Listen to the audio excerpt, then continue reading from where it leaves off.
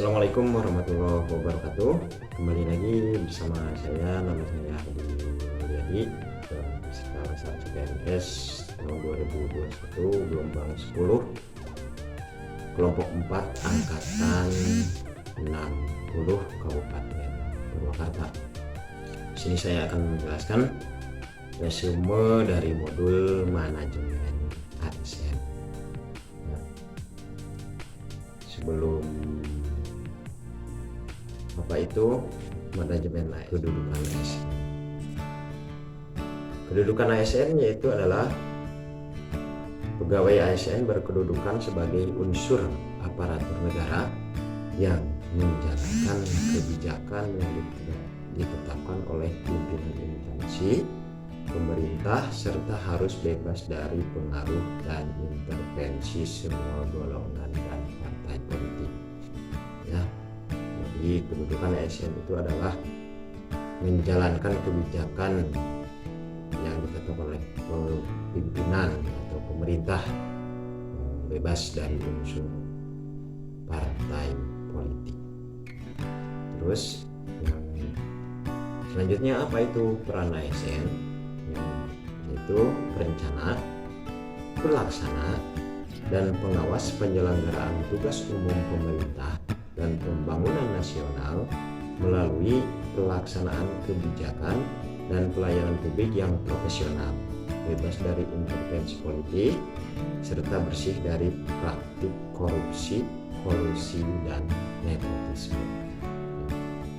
Ya, intervensi dari sebuah golongan, intervensi dari termasuk intervensi dari pimpinan yang itu melanggar kode etik atau undang-undang tentang ASN, maka perintah itu tidak boleh kita jalankan. Terus terkait dengan perintah, apa itu tugas ASN?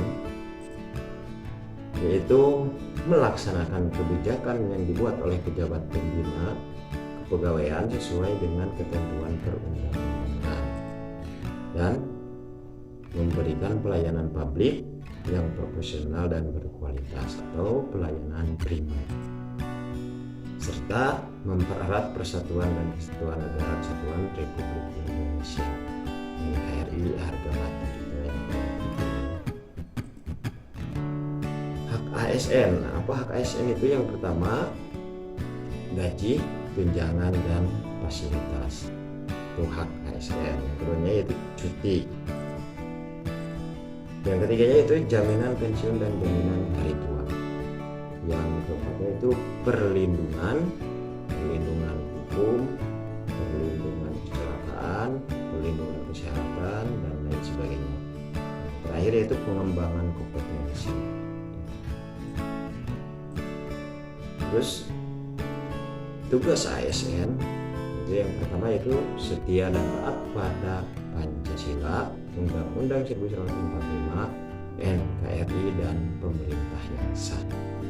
Yang pertama, terus yang keduanya yaitu menjaga persatuan dan kesatuan bangsa. Yang ketiganya apa? Melaksanakan kebijakan yang dirumuskan pejabat pemerintah yang berwenang sebagai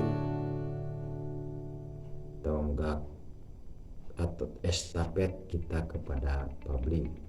Yang selanjutnya yaitu menaati ketentuan peraturan perundang-undangan. Yang keempat yaitu melaksanakan tugas kedinasan dengan penuh pengabdian, kejujuran, kesadaran, dan tanggung jawab. Selanjutnya yaitu menunjukkan integritas dan keteladanan dalam sikap, perilaku, ucapan, dan tindakan kepada setiap orang, baik di dalam maupun di luar kedinasan, terkait dengan kode etik ASN. Selanjutnya itu menyimpan rahasia jabatan dan hanya dapat mengemukakan rahasia jabatan sesuai dengan ketentuan peraturan perundang-undangan.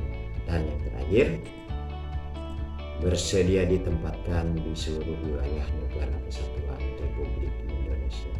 Itulah tugas ASN. Nah, sekarang kita bahas fungsi kode etik ASN. Kode etik di sini yaitu aturan atau pengikat atau bisa disebut komitmen janji kita sebagai ASN. Pertama itu fungsinya sebagai pedoman, panduan birokrasi publik aparatur sipil negara dalam menjalankan tugas dan kewenangan agar tindakannya dinilai baik. Selanjutnya sebagai standar penilaian sifat, perilaku dan tindakan birokrasi publik aparatur sipil negara dalam menjalankan tugas dan kewenangannya. Yang ketiga, etika birokrasi penting sebagai panduan norma bagi aparat birokrasi dalam menjalankan tugas pelayanan pada masyarakat dan menempatkan kepentingan publik di atas kepentingan pribadi, kelompok, dan organisasinya. Sekarang manajemen ASN. Nah, di sini yang pertama, manajemen ASN itu penyusun dan penetapan kebutuhan. Selanjutnya pengadaan, terus pangkat dan jabatan, pengembangan karir, terus pola karir, promosi, mutasi, penilaian kinerja, pengajian dan tunjangan, terus reward atau penghargaan, disiplin, perhentian, jaminan pensiun dan hari tua. Yang terakhir yaitu hukum, kesehatan, perlindungan, dan lain sebagainya. Oke, itulah resume manajemen ASN. Terima kasih. Sekian dari saya. Assalamualaikum warahmatullahi wabarakatuh.